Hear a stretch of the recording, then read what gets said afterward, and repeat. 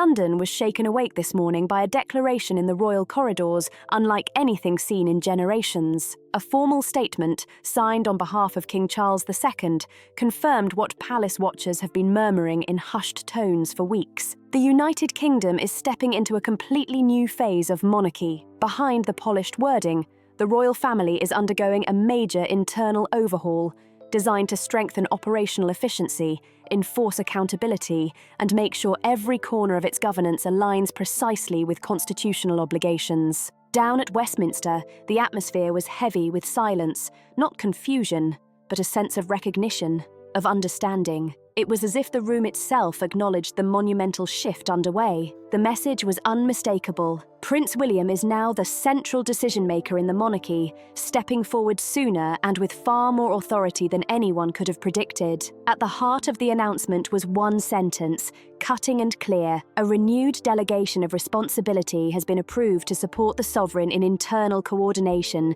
discipline, and resource oversight. This is not a ceremonial role or a symbolic gesture. Prince William is now sitting at the operational helm of the monarchy itself. No longer content to be the heir who attends ribbon cuttings or charity galas, he has become the king's proxy in matters that truly shape the survival, financial stability, and governance of the institution. What the statement left unspoken was immediately clear across the nation. Queen Camilla has been removed from this sphere entirely. Her long-held position as a coordinator of engagements, patronage networks, private council meetings, and charitable leadership has come to an abrupt halt. To grasp the full weight of this seismic change, one must go back to September 2022. When King Charles ascended the throne, Camilla was granted the title of Queen Consort, a recognition that had once been deemed impossible given her controversial history. Palace strategists had hoped she could serve as a stabilizing partner as Charles navigated a nation exhausted by recession, scandal, and the massive shadow left by Elizabeth II's reign. But in just over 3 years, that vision unraveled. The carefully managed integration of Camilla into the monarchy's inner workings began to crumble under the weight of allegations of confidential influence, blurred boundaries, and a growing perception, both inside the palace and in public, that her personal interests were diverging from the crown's priorities. Today's announcement confirmed what insiders had been hinting at for months in coded tones. Camilla hasn't just lost influence, she has lost access entirely. She will continue ceremonial duties and public appearances at the king's discretion, but her presence in the command structure has been decisively severed. As Camilla steps back, Prince William is stepping forward with an authority unprecedented in modern royal history. The Prince of Wales will now coordinate royal engagements across senior working royals, review and approve spending allocations tied to staffing, travel, and security, chair committees overseeing charitable transparency, and oversee disciplinary matters in royal households, all reporting directly to the king without intermediaries. This is the closest Britain has come to a functioning regency in decades. The palace avoids the term deliberately, but the reality is undeniable. Charles remains sovereign for ceremonial duties, yet the machinery beneath him is now decisively in William's hands. Not since Prince Albert in the mid-19th century has an unelected, royal-wielded operational authority like this. Even Albert, brilliant though he was, depended on Queen Victoria's personal affection for influence, never controlling internal finances formally. William's role is fundamentally different. It is sanctioned, structural, and driven by necessity rather than design. Years of careful transition, his appointment as Great Master of the Order of the Bath, stewardship of estates, increasing representation at Commonwealth councils, all now form a clear trajectory. Every move was a stepping stone. Today, it became the staircase. Camilla's office, frozen in amber. Senior aides reassigned or placed under review. Private consultancies connected to Clarence House paused. The tone in royal corridors has shifted from partnership to controlled detachment, from shared authority to parallel paths. Yet the full story, the one Buckingham Palace will never put on paper, lies not in today's announcement, but in a confidential dossier William delivered to the king. It detailed alleged breaches of trust, financial boundary crossing, and coordination with her family to divert influence and access for private gain behind the polished veneer of Buckingham Palace. This story of confrontation, strategy, and betrayal had been brewing far longer than the public realized. According to insiders, the confidential dossier was compiled at William's instruction and at significant personal risk, assisted by select Privy Council members and palace auditors. The seeds of conflict were planted more than a year ago during King Charles II's private medical evaluations. While public statements insisted there was no cause for concern, political circles, Commonwealth officials, and media analysts noticed something unusual. Camilla's presence was surging in meetings and engagements normally chaired or managed by the Prince of Wales.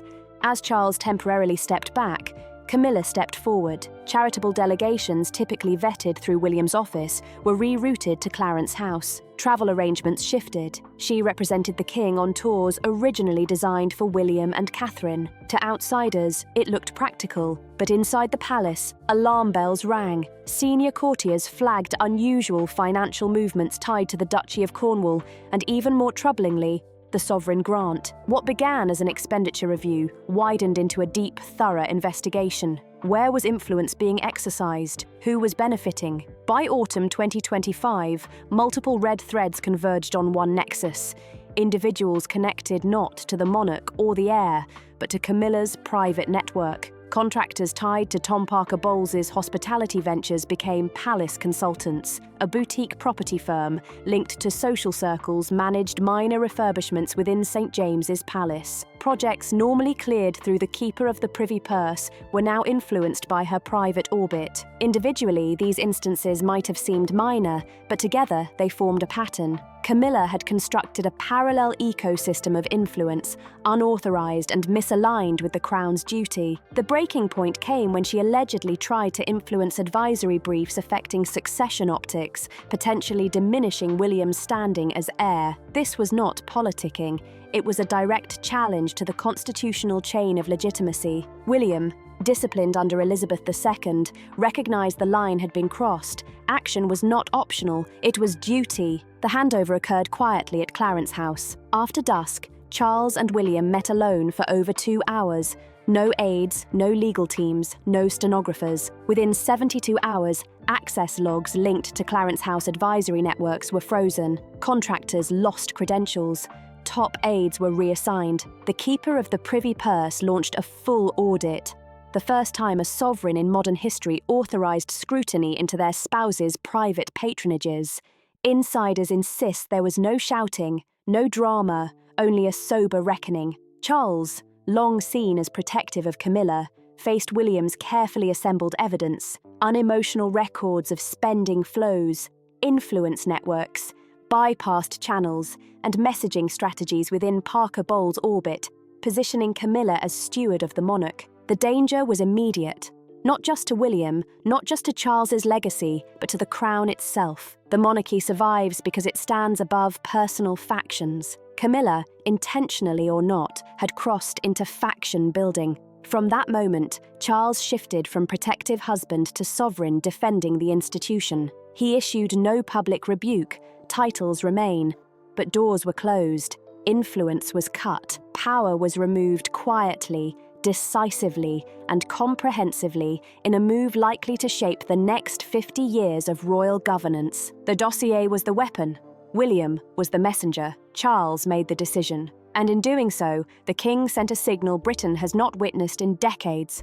When the crown is threatened, it defends itself. The palace announcement named no names, yet within hours, another wave of consequences quietly rippled through the royal ecosystem. For Queen Camilla, the sudden stripping of influence hit like a public humiliation, but the shockwaves were felt most sharply by her children, Tom Parker Bowles and Laura Lopes. While they had never held royal titles, never appeared on the court circular as working royals, and never claimed formal power, their proximity to palace life had been one of the monarchy's least acknowledged open secrets. That era ended abruptly, leaving them suddenly cut off from the privileges they once navigated with casual ease. The decisive moment arrived the day Prince William placed the dossier on the king's desk. For years, the Parker Bowles children had existed in a grey zone, neither fully royal nor entirely common. They were outside the line of succession, yet moved in and out of palace life with freedoms most minor dukes could only envy.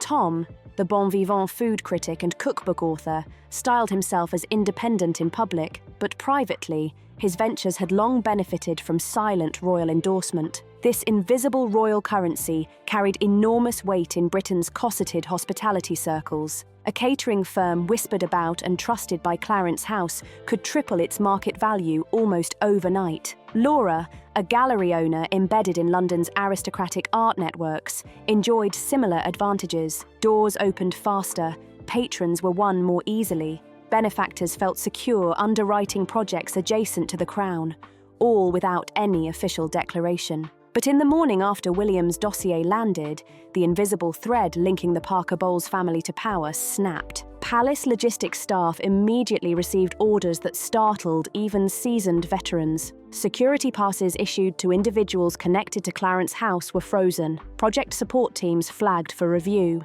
Within hours, 3 access credentials tied to Tom Parker Bowles' business network were revoked. By afternoon, the order expanded. All Parker Bowles-affiliated credentials were to be surrendered by close of business. The bureaucratic clarity carried an unmistakable message. The monarchy no longer recognised Camilla's children as adjacent to royal operations. One of the most explosive findings from the internal audit involved subtle patterns of influence, soft contracts, informal agreements, small-scale procurement, and favoured vendor arrangements cultivated over years while Camilla informally advised scheduling. These engagements were not illegal. Many could even be defended. Tom, for instance, had advised on menu composition for royal garden parties, a role he was arguably qualified for. But when palace accountants aligned the paper trails, the effect was chilling. Competition had been bypassed, and suppliers benefited from proximity rather than merit. Within days, all such arrangements were suspended or terminated. Coded memos circulated through the Lord Chamberlain's office, warning of conflicts of interest, a term rarely seen in royal documentation. If anyone doubted how far the purge would go, the next step erased all ambiguity. The names Tom Parker Bowles and Laura Lopes disappeared entirely from future planning documents. They were gone from lists of honoured guests, informal attendees, family-side invitees, and courtesy seat holders at national events. Sources confirmed that the revised seating plan for the 2026 Commonwealth Day service excluded both siblings completely. This was deletion, not oversight. Critics long argued that Camilla leveraged her crown to benefit her children, while supporters insisted Tom and Laura had kept a respectful distance. The truth lies somewhere in between. What is undeniable now is that whatever informal privileges they once enjoyed are gone, and the palace intends to ensure they remain gone through mid-January 2026. All Parker Bowles' involvement with palace committees was halted. Laura's gallery exhibitions linked to royal residences were cancelled. Media invitations for Tom evaporated. BBC producers were quietly instructed to avoid mentioning royal-adjacent connections, and at least one publisher was warned that using the term could trigger an official complaint. Perhaps the most striking development was the clarification of inheritance and asset separation. Camilla's personal wealth remains distinct, and palace lawyers drafted a protocol ensuring no royal property revenue or resources pass through her to her children, directly or indirectly. Insiders emphasised this was not punitive, but preventive. William's message was crystal clear. The monarchy must eliminate pathways allowing private individuals to leverage state-backed advantage. In practice, the firewall erased what the Parker Bowles family may have assumed was a permanent proximity to power. Observers expected fury. Instead, the palace encountered disbelief. Tom reportedly expressed anger, not at the king, but at William, insisting he had never requested a favour. Technically true, strategically irrelevant. Laura, ever private, retreated entirely from public view. Camilla, meanwhile, reacted with fear rather than fury. She understood a lesson few outsiders grasp. In the monarchy, power is not a title. It is access, information, presence, and permission. Her family had just lost all four simultaneously. Some critics may dismiss these events as mere gossip. They are gravely mistaken. This is an assertion of institutional purity, the monarchy shedding inherited personal networks, opaque entitlements, and unearned advantages. William's message is clear. If you are not chosen to serve, proximity alone will no longer guarantee benefits, not even if you are the Queen's child. This marks the dawn of a new era, one where power is earned, not borrowed. No monarchy survives on decrees alone. Precedent is made through absorption, how its players align, retreat, or resist. In the wake of Buckingham Palace's restructuring, the internal reactions reveal just how profound this shift has become. Prince William may be the architect, but Princess Anne is the guarantor. For decades, Anne has served as the moral baseline, uncompromising, loyal, and focused on service first. Attendees of internal briefings described her tone as icy yet logically unassailable. She reportedly reminded all present, "We are custodians, not proprietors. The monarchy belongs to the nation, not spouses, children, or entourages." Anne's alignment with William signals a deeper reality. Charles's heir is no longer acting alone. He is flanked by the family's most respected operational authority, while Edward and Sophie provide steady legitimacy. The Duke and Duchess of Edinburgh, long regarded as the scandal-proof stabilizers, have quietly emerged as crucial allies. Sophie, strict on charity governance, pushed for clarity in oversight, where Camilla's circle often blurred lines. Edward reinforced the principle that public trust secures the institution. Without it, the monarchy cannot survive. Charles himself remains active, signing documents, receiving briefings, leading certain engagements despite health pressures. But the difference is profound. Where he once mediated factions, he now decisively chooses sides, protecting the structure above personal loyalties. William's dossier did not create distrust. It revealed it. Years of simmering tension between Charles and Camilla, living apart more than the public realized, and relying increasingly on separate advisors, finally surfaced as a constitutional vulnerability rather than marital inconvenience. Now, the king governs by principle, institution first, marriage second. Perhaps the most watched figure in this shift is Catherine, Princess of Wales. Her response has been masterfully calibrated. No commentary, no personal judgment, only actions reinforcing William's authority. She has increased appearances at Commonwealth-linked charities, quietly assumed engagements formally coordinated through Clarence House, and aligned her advisory network entirely with Kensington Palace. Like Elizabeth II before her, Catherine lets work speak where words might inflame. Public perception of her as the future queen has accelerated, not by decree, but by presence and strategic alignment. Together,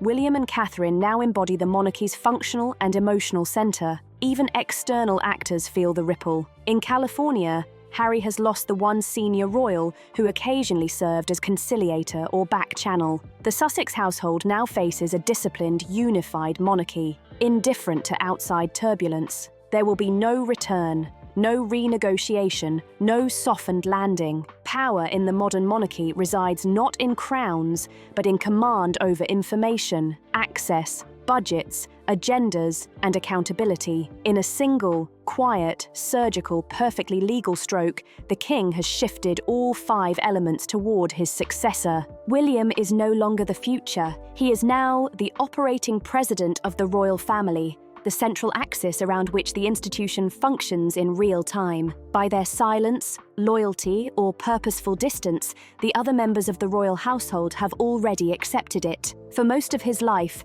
Prince William was trained to wait his turn, wait for accession, wait until the weight of the crown descended and demanded action. The patience and poise that were drilled into him from childhood under the shadow of Queen Elizabeth II's enduring reign and the unspoken rigor of Charles's tutelage have given way to something far more immediate, decisive, and active. That era has ended in the wake of Buckingham Palace's restructuring. William's role has shifted from passive heir to active steward, a transformation rarely, if ever, seen so explicitly in modern British constitutional history. While his public calendar may still reflect school visits, investitures, and charity milestones, Insiders emphasize that these are now his least consequential tasks. They are ceremonial veneers, outward expressions of continuity, masking the immense operational authority he now commands behind closed doors. William now holds real authority, delegated quietly but unmistakably, across three fundamental domains. First, financial integrity. For the first time since the creation of the sovereign grant in 2012, the Prince of Wales has direct oversight of spending approval, not symbolic input, but actual binding authority over non-state allocations. Every household budget, every travel expense, every renovation, every line item that previously flowed through layers of aids is now reviewed, amended if necessary, and approved by William himself. This includes staffing levels across the various royal households, security expenditures, and disciplinary governance, staff conflicts, breaches of protocol, complaints lodged against patronage networks, and ethical compliance across royal link charities. All fall under his purview. Second, strategic continuity. With the king's health and capacity fluctuating, William has become the stabilizing axis for Commonwealth relations, foreign trip planning, and national representation. When historians look back, this may well be considered the pivot point at which William began to rule without a crown on his head, exercising practical authority over the institution in ways that formal constitutional instruments could not define. Crucially, these powers do not make William a regent. There has been no legal instrument declaring incapacity, no council of regency assembled, and no official edict. Yet practically, the prince stands in the space between monarch and minister. Charles remains sovereign in every legal sense. He signs treaties, appoints ministers, and embodies the state. The machinery surrounding him, however, now routes through his son, filtered, prepared, and corrected when necessary. It is a balance designed to protect the dignity of the king, ensure the continuity of the crown, and maintain the stability of a nation that has weathered innumerable storms. In a remarkably short span, the British public has come to recognise this shift. Pollsters report a subtle yet unmistakable change in perception. The monarchy is no longer viewed merely as the king and his heir. It is William and Catherine leading, with Charles reigning above, a symbol and guardian, while real operational authority flows through his son. This is not mere admiration, it is trust. William is now seen as disciplined where others faltered, transparent where shadows once gathered, decisive where tradition often defaults to incrementalism. The embodiment of the streamlined crown that Queen Elizabeth II envisioned is impossible to separate from William's rising authority and Catherine's expanding role. The Princess of Wales is not simply a consort, she is the modernizer, the curator of a national identity built on empathy, duty, and emotional intelligence. She is the quiet executor of institutional mandates, interpreting responsibilities with minimal drama and maximal discipline. Together, William and Catherine have become a unit unparalleled in modern royal history, one the palace now relies upon for both operational authority and public legitimacy. If William is the architect of this new internal order, Catherine is its public face, its legitimizing force. The assurance that the future crown will not merely function but inspire comes not through pomp or decree, but through presence, execution, and disciplined visibility. Authority has come to William not through triumph, but through crisis, and he has risen to meet it. He did not seek to expose Camilla. He did not relish confronting his father with the uncomfortable truth. The burden that fell to him to defend the crown or watch it hollowed from within left no alternative. It is the paradox of the monarchy's new phase, a son protecting both father and heir, safeguarding the throne he will inherit, forced into action before the crown could even be formally placed upon him. This is the moment William crossed the threshold from prince into protector. If William succeeds, the monarchy emerges leaner, more accountable, and aligned with public expectation. If he fails, or if fractures reappear, the crown risks the same fate as other European monarchies that drifted from relevance into mere ceremony and nostalgia. His mandate is monumental: protect the institution from erosion, from corruption, and ensure its continued relevance even before he formally inherits it. As the dust settles on the most consequential internal decision since the death of Queen Elizabeth II, the British monarchy stands at a crossroads defined not by ceremony, but by conviction. For all the headlines about influence, scandal, and restructuring, this moment is ultimately about identity. What is the monarchy in the 21st century? What must it protect, and who deserves the privilege and responsibility of shaping it? The Windsors have survived abdications, divorces, assassinations, wars, and cultural upheavals because the monarchy adapts, not through loud revolution, but through quiet recalibration. King George V reinvented the family name amid anti-German sentiment. George II salvaged public faith through wartime service. Elizabeth II restored dignity with steadfast apolitical devotion.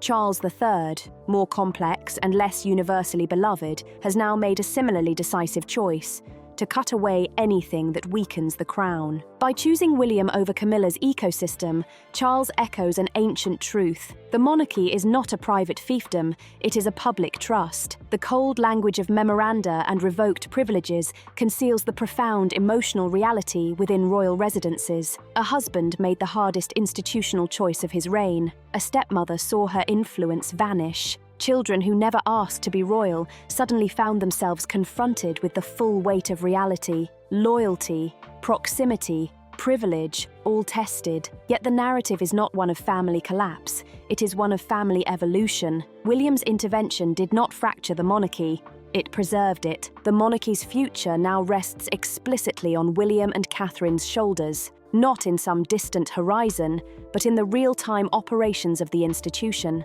Their mission is twofold: guard the crown's legitimacy transparently and responsibly, and reconnect it with public value, not as a gilded spectacle or inherited right, but as national service. Visible, sincere, and disciplined, William and Catherine represent the monarchy's necessary modern synthesis.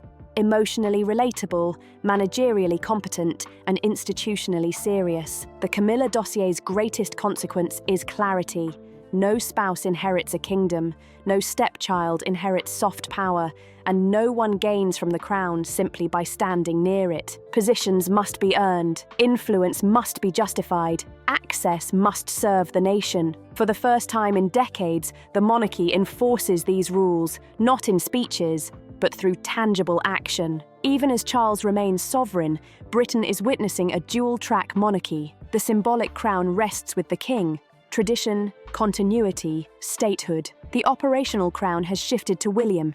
Discipline, restructuring, accountability. When the inevitable transition comes, there will be no learning curve, no adjustment period. William will step into kingship already hardened, tested, and blooded by responsibility. Camilla's future, by contrast, will likely be ceremonial, careful, and limited. A queen consort with presence but not power, echoing historical precedents. Through all this complexity, one truth endures: the crown outlasts its occupants, but it is shaped quietly, irrevocably, by each generation entrusted with it. William's defining act before becoming king has already been made. He defended the monarchy not from external threats, but from risk within. That decision aligns him with both his grandmother's legacy of duty and the lineage of monarchs who understood that the greatest threats to sovereignty often wear familiar faces. The House of Windsor now stands subtly redefined: leaner, stricter, more self-policing, less forgiving of proximity and privilege, and more aligned with the public's instinctive demand that the monarchy serve, not be served. Britain is witnessing not a monarchy drifting on inherited inertia, but one actively shaping its future. William's time has not begun because a crown was placed on his head. It has begun because he proved himself willing to carry its weight. Every decision, every oversight, every intervention has signaled that the future king is already governing in practice, if not yet in name. The palace corridors whisper it, the public senses it, history will record it.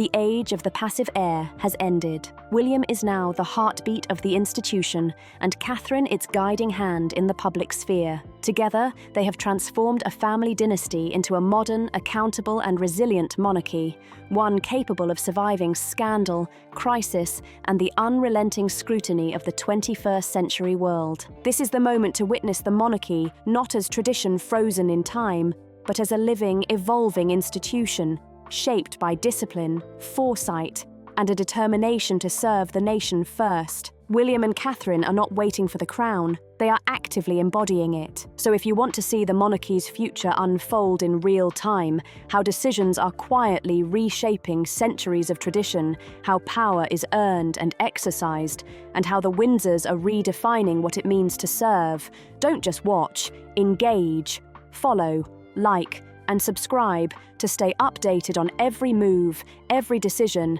and every shift that shapes the royal family's path forward. This is history in action, and you won't want to miss a single moment.